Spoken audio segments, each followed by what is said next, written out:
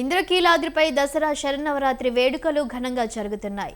అమ్మవారి జన్మ నక్షత్రమైన మూలా నక్షత్రం కావడంతో శ్రీ సరస్వతీదేవి అలంకరణలో అమ్మవారు భక్తులకు దర్శనమిస్తున్నారు.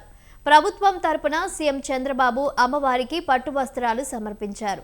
సతీ సమేతంగా ఆలయానికి చేరుకున్న ముఖ్యమంత్రికి ఆలయ అర్చకులు, అధికారులు స్వాగతం పలికారు.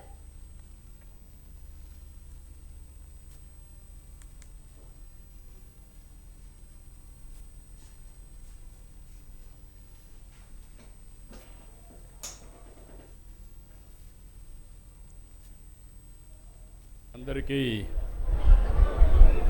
నమస్కారాలు. రాష్ట్రంలో ఉండే ప్రజలందరికీ నమస్కారాలు, అభినందనలు, శుభాభినందనలు. ఈరోజు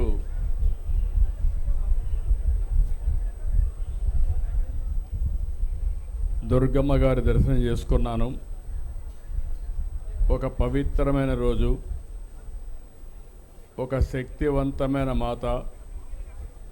ఈరోజు మూలా నక్షత్రం, సరస్వతీదేవి రూపంలో భక్తులకు దర్శనమిస్తున్నారు.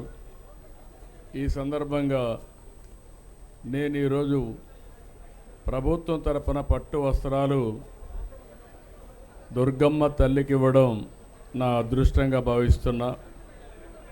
నేను ఒకటే ఎప్పుడు కోరుకుంటాను, రాష్ట్రం చల్లగా ఉండాలని, దుర్గమ్మ తల్లి మనల్ని అన్ని విధాల ఆశీర్వదించాలని కోరుకుంటాను. పక్కనే చూస్తే కృష్ణమ్మ తల్లి ఈరోజు ఏ విధంగా పరవళ్ళు దొక్కుతూ సముద్రంలోకి వెళుతూ ఉంది. రాష్ట్రాన్ని సుభిక్షం చేసే పరిస్థితికి వచ్చింది.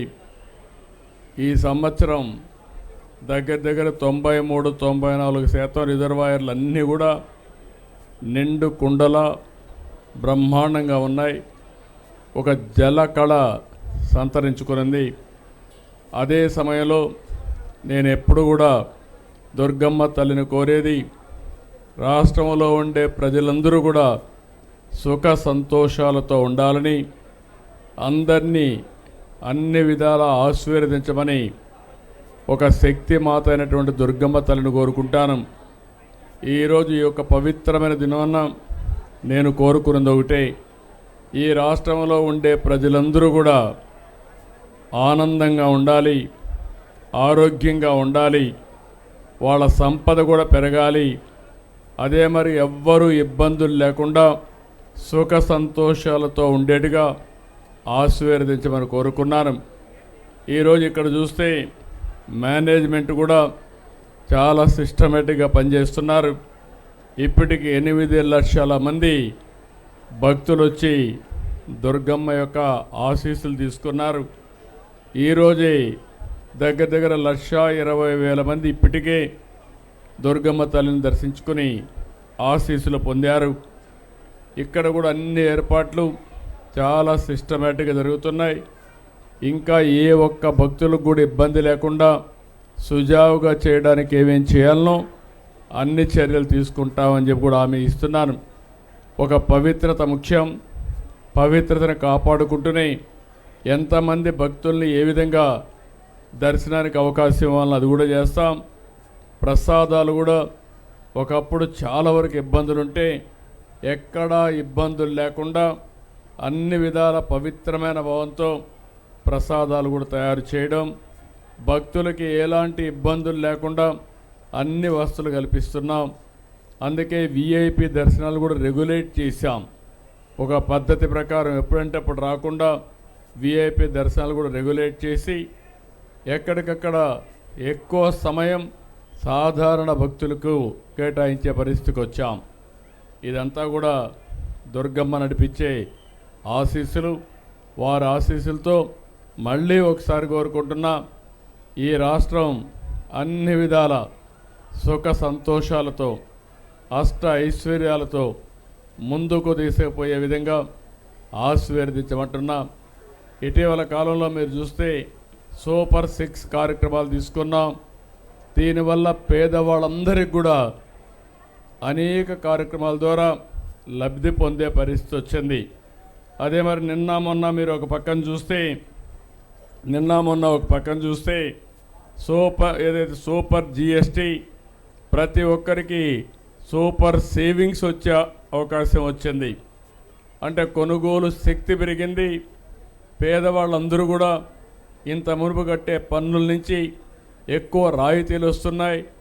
దీనిపైన ఆదాయం పెంచుకుని ఏది కావాలంటే కొనుక్కునే అవకాశం కూడా వచ్చింది. అటు కేంద్రం ఇటు రాష్ట్రం రెండు ప్రభుత్వాలు కూడా పేద మధ్యతరగతి కుటుంబాలను ఆదుకునే ప్రభుత్వాలు. ఈ రెండు ప్రభుత్వాలని దుర్గమ్మ తల్లి చల్లగా ఆశీర్వదించమని, మాకు ఇంకా శక్తినిచ్చి ఈ రాష్ట్రాన్ని దేశాన్ని ముందుకు తీసుకుపోవడంలో అన్ని విధాల సహకరించమని, ఆశీస్సులిమ్మని అమ్మవారిని ప్రార్థిస్తున్నా. ఈ సంవత్సరం మీరు చూస్తే 14-15లోనే కొన్ని పనులన్నీ కూడా ఘాట్ రోడ్ అభివృద్ధి చేశాం. అదే మరి దాతల కోసం ఒక 9 కోట్లతో డార్మెంటరీ కాంప్లెక్స్ నిర్మాణం చేశాం.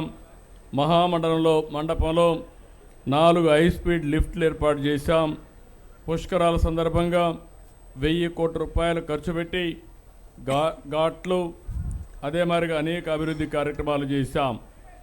ఈరోజు మళ్ళీ 1500 మంది సామర్థ్యంతో 25 కోట్లతో నిర్మిస్తున్నటువంటి అన్నప్రసాద భవనం 6 నెలల్లో పూర్తవుతుంది.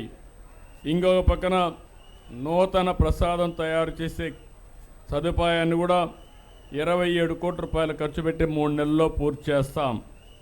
ఇది కాకుండా ప్రధాన ఆలయానికి సమీపంలోని పూజలు సేవల కోసం ఒక 5,50,00,000 రూపాయలు ఖర్చు పెట్టి పూజా మండపాన్ని నిర్మాణం చేస్తాం. దాతల సహకారంతో యాగశాల ఏర్పాటు చేయడం, ప్రవేశ ద్వారం నుండి మహామండపం వరకు 14 కోట్ల రూపాయలతో చేపట్టినటువంటి ఎలివేటెడ్ క్యూ కాంప్లెక్స్ కూడా 5 నెలల్లో పూర్తవుతుంది. మొన్నే కొత్తగా ట్రస్ట్ బోర్డు కూడా వేసాం. మళ్ళీ మనందరం కూడా తొందరలో 2027లో గోదావరి పుష్కరాలు వస్తున్నాయి. 2028 కృష్ణమ్మ పుష్కరాలు వస్తున్నాయి. ఈ 2 పుష్కరాలు కూడా ఘనంగా చేసుకుని ఒక పక్క దేవతల్ని దేవుళ్ళని ఆరాధించడమే కాకుండా ప్రకృతిని కూడా ఆరాధిస్తూ ముందుకు పోయే సాంప్రదాయం మంది. ఆ సాంప్రదాయానికి శ్రీకారం చుడుతూ అన్ని విధాల మనం ఆనందంగా ఉండాలంటే దేవతల దేవుళ్ళ యొక్క ఆశీర్వాదాలు కావాలి. ఎప్పుడు కూడా దుర్గమ్మను మనం ఒకటే కోరుకుంటాం, దుష్ట శక్తుల్ని అంతం చేసి అందరినీ కాపాడే తల్లి శక్తిపీఠం, శక్తివంతమైన తల్లి దుర్గమ్మ తల్లి. ఆ తల్లిని ఒకటే కోరుకున్నాం.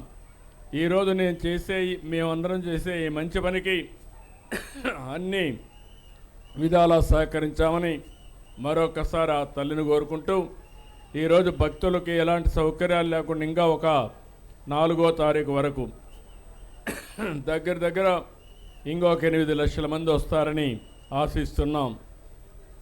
మొట్టమొదటిసారిగా విజయవాడ ఫెస్టివల్స్ కూడా దీంతో కలిపి చేస్తున్నారు. ఒకప్పుడు దసరా ఉత్సవాలంటే కలకత్తా గుర్తొచ్చేది, లేకపోతే మైసూరు గుర్తొచ్చేది.